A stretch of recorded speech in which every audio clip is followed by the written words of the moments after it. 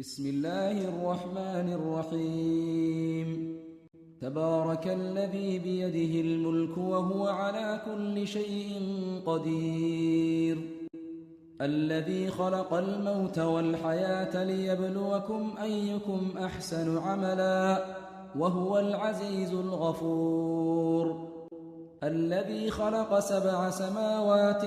طباقا ما ترى في خلق الرحمن من تفاوت فارجع البصر هل ترى من فطور ثم ارجع البصر كرتين ينقلب إليك البصر خاسئا وهو حسير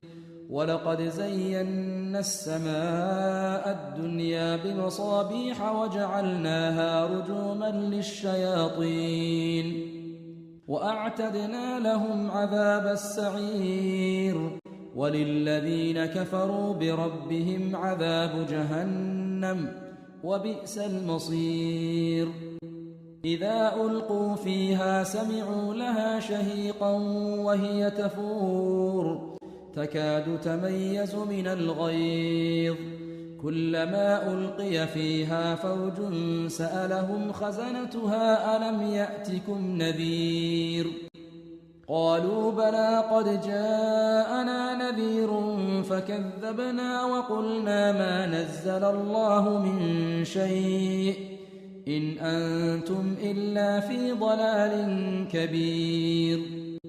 وقالوا لو كنا نسمع أو نعقل ما كنا في أصحاب السعير فاعترفوا بذنبهم فسحقا لأصحاب السعير